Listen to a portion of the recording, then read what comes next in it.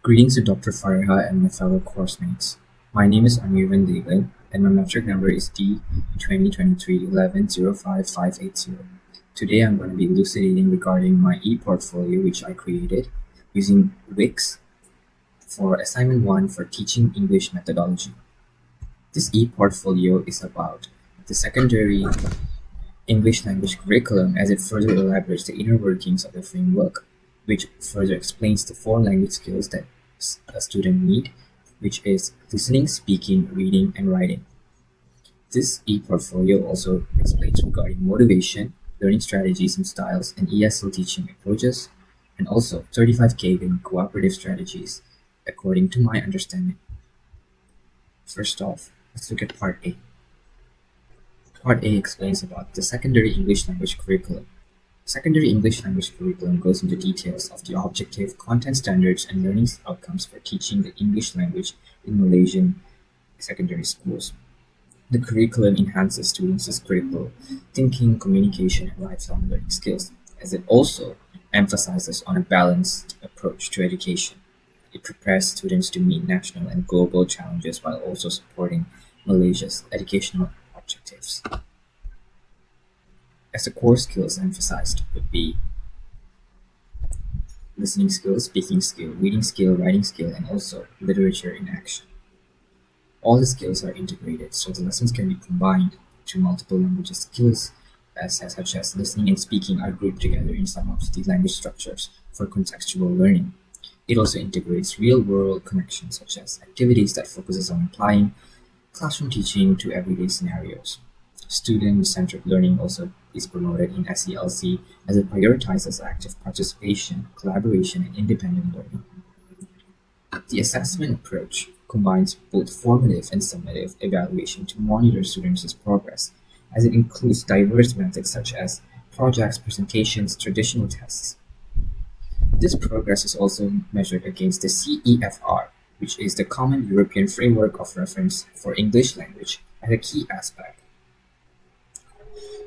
to have clear learning objectives. You can click here to access the full CLC document for further clarification and fully detailed structure. Next off, we're heading off to Part B, Motivation in ESL Classrooms. Teachers should connect language learning to students' personal interests and experience. Using current topics in music, poems, such as K-pop or pop culture, can be interesting for students as it is relevant to their lives. It can trigger their interests by making language learning fun and engaging. Next off, we have integrating fun activities and engaging ones. Teachers can use gamification, such as incorporating games and other interactive learner-centered activities to deliver a fun and motivating activity or learning lesson. Third, we have encouraging students to learn experience outside the classroom, such as utilizing social media and the internet to enable students to expose themselves more to English, and which can also help them acquire the language in a natural order. The main types of motivation are split into two, which is the first one would be the integrative motivation.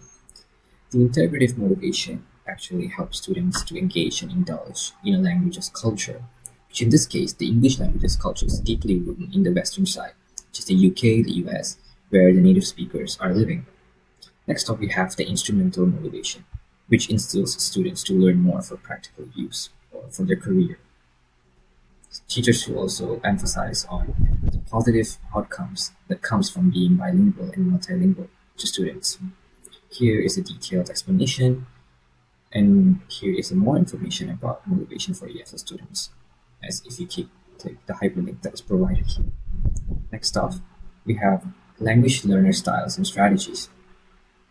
Let's look at the aspects of learning styles. We have field independence and field dependence. Field independence actually focuses on specific details, while dependence is more socially oriented and derives the identity from others by making them more empathetic and understanding. Ambiguity tolerance would be the ability to accept ideas and differ from one's own beliefs. And reflectivity versus impulsivity would be an opposite process where reflective learners would take their time to process the information internally and inside, while impulsive learners are quick with decision making and accepting lessons as they come, but they may sacrifice accuracy as they try to keep up with the pace, which is being fast or in a speedy pace. Next, we're going to look at aspects of learning strategies. There's multiple learning strategies such as communication strategy, which conveys all information effectively, which includes also the avoidance strategy, which is not using highly difficult high proficiency words, where students actively block out these words and they avoid using these words in day-to-day conversations. And next off, we have strategies-based instruction, which is SBI, which is intertwined with an approach where communication and learning strategy are combined to identify students' weakness, where it can help teachers recognize each student's learning styles and strategies in a classroom. Here we have a chart of the Oxford's strategy classification system, and these are the type of learners that are usually found in the classrooms, which is visual, kinesthetic, auditory, stress, ease, scribbling, trust, teach, copy. You can find out what's your learning style here by clicking on this link if you want to access the quiz. And for more information regarding your learning strategies and styles, you can click this hyperlink over here. Next off, we have ESL teaching approaches.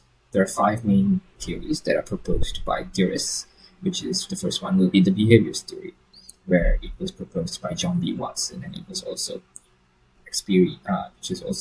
done some experiments by B.F. Skinner, where the theory focuses on the language learning as a behavior, and where reinforcement is used for forming habits for students to have a behavioral change through conditioning, and the process involves the stimuli provided by teachers as responses from learners and reinforcement to encourage the correct language use. Next off, we have the innatist theory, which is proposed by Noam Chomsky. This theory suggests that language acquisition is an innate ability which is facilitated by the LAD, and mostly children can learn languages naturally without formal instruction as long as they are exposed to the linguistic environment, which is their household. And the optimal age for language acquisition would be around 3 to 10 years, where students or learners or children in this case can grasp the fluency effectively. Next up, we have the cognitivism theory, which is proposed by Jean Piaget, where the existence of a black box is described as a mental box that students keep in their minds. We have social cultural theory proposed by Vygotsky, which explains regarding the social context and mental competencies.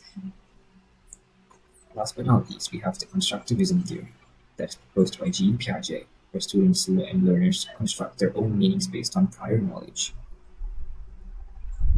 Here, a more detailed explanation, which is provided in these YouTube links, and also you can learn more about the theories by clicking here, this hyperlink.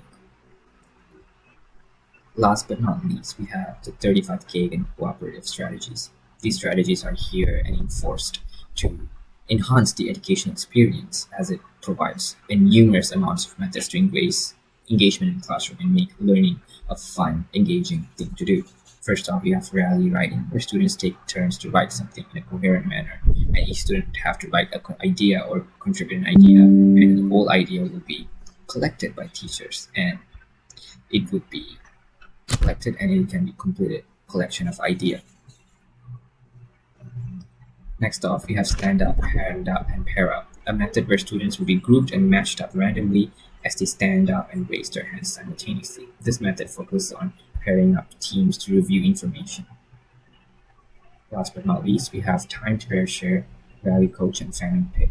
The first one, time pair share, is an activity where students will be given a time limit to answer a certain question to their partner, and they will take turns. And rally coach will be students doing their own version of reviewing the content, where one student becomes the coach and the other one becomes the student. And last but not least, we have the fan and pick strategy, where it focuses on quiz cards, and each student would have a thing to do, where one student would fan the card, the other would pick any card, the third student would have to answer the questions on the card, and the fourth student would become a coach.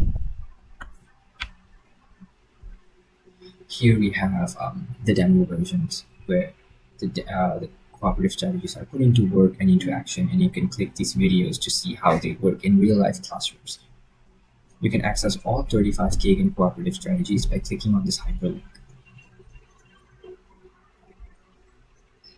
Here are the list of references that I've been used to refer to base my own understanding regarding the concepts in SCLC.